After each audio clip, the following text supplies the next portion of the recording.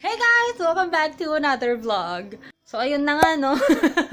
Naano na rin ako kay Kong. In-edit ko kasi yung vlog namin sa Bulinaw nung nangyari yun. Tapos, laging yung kapatid ko, so yun na nga po, ano? Ayun na nga, no? Mga kapagan siya. Kaya yung kasama kong galing hospital na nag-travel papuntang Bulinaw, parang nakuha na rin nila yung, so yun na nga po, ano? Tapos ito guys, ito yung bunga ng aking pagbubulinaw. Super duper yung ano ko, tan line ko talaga. Ito na lang yung puti sa akin. Yung buong ganyan ko dahil may mga pa-swimwear, swimwear si Mayora. Ayan. Ayan ang napala ng itim ng bonggang-bongga. Tatanungin ko pala kayo guys kung anong mas gusto nyo na type of vlog. Kung mas gusto nyo ba yung yung shorter lang, yung less than 10 minutes or more than 10 minutes. Please let me know down below para alam natin yung gagawin natin sa mga vlogs natin. Yan pa lang yung mga nabalot ko guys. And that one, yan pa yung i-gift ko kay Baby Cats. Ano ba yun? Nakaganyan. And then ito pa yung mga luggages ko galing Baguio. And yung mga papers ko nung review. So, hindi ko pa na-unpack yung mga yan. Na-unpack ko na. Kaso may laman pa din. May nilagay akong mga laman ng mga yan. Tapos ito, hindi ko alam kung ipopost ko pa to sa wall ko. Yung mga na yan, review materials ko na yan. I don't know yet. Guys, yung nasa bibig ko, in fairness naman, parang ang light niya sa ang init Tiis ganda na naman ito. Wala yung tan line ko. Ayan, wait lang, nagsishift na naman ang natin, pag-iisip natin. So, yun guys, sa camera, malight siya, pero medyo dark siya. Parang maganda siya sa camera. Gusto ko to. Ito guys, yung Tropicana na lip tint from, Tropicana ba? Tropicana lip tint na yung shade niya, cranberry juice. Ayan, yun yung binigay sa akin ni Sis Joyce. And if you want to see the review and yung swatches ng mga, ng mga lip tint na yun, I will put the link down below or dito sa Hindi, sa link na lang down below. Lagi yung sinasabi dito sa pero kapag nasa duty na ako na, nakasked na yung video ko, hindi ko na-edit yung na yan. Ang dami ko na namang pimple. Ano ba yan? Ito guys, dala ko pa yan. Dala ko. galing pang review ko yung mga yan. Ayan. Ilang weeks, ilang days na. Parang magwa 1 week na. Sobrang nakaka-stress kasi talaga dun sa Baguio. Tapos, ano ba yan? Ang hirap. Ang hirap pa ng tubig dun. Grabe naman. Sorry guys kung nasa Baguio ako itong mga nakaraan. Hindi ako nag-vlog kasi sobrang hectic ng schedule. Hindi naman sa ano ba yung artistahin naman na Mia, ganun. Hindi guys, pero yung class ko kasi nag-start siya ng 8, tapos natatapos siya 6, 7, ganun. So, uuwi ako, pagod na pagod ako, kakain na lang ako, and then matutulog na. Hindi na nga ako nagre-review ng gabi Nagre-review lang ako pag hindi ako makasagot sa klase, yung nagcha-challenge ako. Pag nagcha-challenge ako na ano ba yun, hindi ko alam yun. Yung ganyan na lang ako, ano ba tong mga to, ganun. Pag uwi ko talaga, nagbubuklat ako ng books, ng mga review materials. Pero kapag nakakasagot, ano ba yan?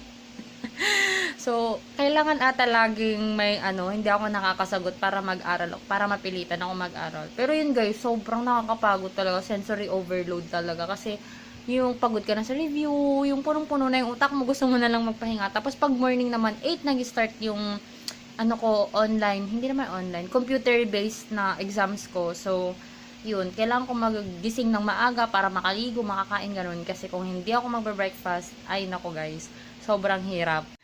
Meron pa lang nangyari sa akin guys sa Baguio. Na nakakahiya. Let me know down below kung gusto nyong marinig yung story time about doon sa food court ng Baguio na nakatulog ako sa sa food court ng Baguio. SM Baguio. Let me know down below kung gusto nyong marinig. Baka short lang naman yung story time na yun. Or siguro ipunin natin yung mga story time na short and then we'll make a compilation para madami kayong marinig na kwento sa isang video. Let me know kung gusto nyo yung ganon. Para yung short lang, short, ganon. O, diba? Bongga. Kasi guys, kung sa kwento-kwento lang naman, madami akong kwento. Hindi ako naubusan ng kwento.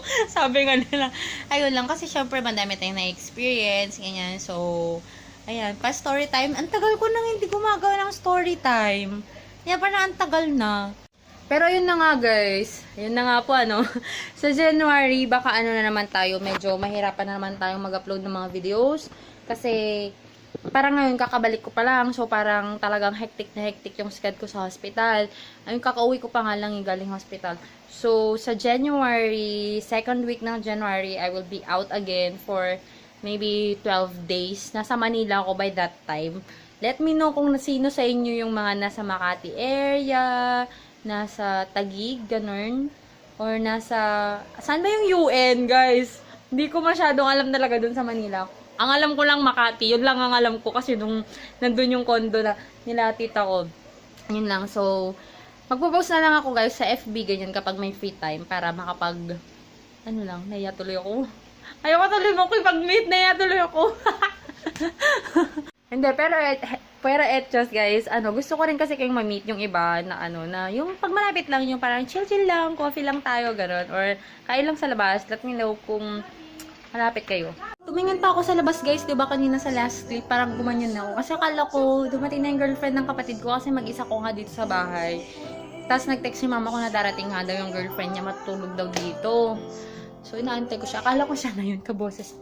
Oh shoot, what happened sa TV? Wait lang. Nanonood ako guys ng ng video ni Anakay. Wait lang. Gusto ko si Anakay kasi mahaba yung mga vlogs niya, tapos napaka down to earth niya, kahit alam mo yun, alam mong ibang level siya, para very down to earth siya. Problema ko tong tong TV namin, kasi kailangan, diba guys, tignan nyo, parang mas malaki na yung stand niya kaysa dun sa lalagyan, kasi yung binigyan ni papa ko yan eh. Kailangan siya, dapat na siya dyan, naka-bracket na siya dyan sa may, wait lang dapat naka-bracket na siya dyan sa may wall. Kaso, wala pa yung mga kapatid ko, wala pa sila mama ko, walang bibili. Ayoko mag-commute para bumili ng bracket. Ang cute ni Ana. Alala ko guys, may video pala ako na kailangan maging up siya tonight. Kasi yun yung vlog namin sa Bulinaw. So, I need to edit it now. Tapos, ibubuhayan ko yung vlog ko. Parang yun yung magiging, isa sa mga goal ko for 2018. Yeah, 2018. Gusto kong buhayin yung vlog ko. Na yung vlog talaga na yung nagsusulat. So, tingnan natin kung kakayanin ng sked natin. Ayan guys, kinagamit.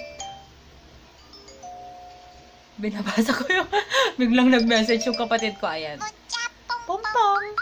Wait lang. And guys, biglang ko na naman, ginagamit ko na naman tong eyeglasses ko. If you haven't seen my review of these glasses, ito, galing siya sa Firmoo, ayan. Nireview ko siya, maganda naman, tsaka mura lang din yung tsaka very lightweight yung glasses. Yun guys, kailangan ko na naman siyang suotin, kasi 1 month ako na, yun nga sa review, tapos everyday, every morning, tapos halos maghapon na sa computer kami kasi more on computer based yung exam. Tapos kapag nagrarasyo kami or nag-explain yung namin nasa computer, almost yung mga answers and everything. So yan guys, parang na-stress na naman yung mata ko. So I really need to, ano to?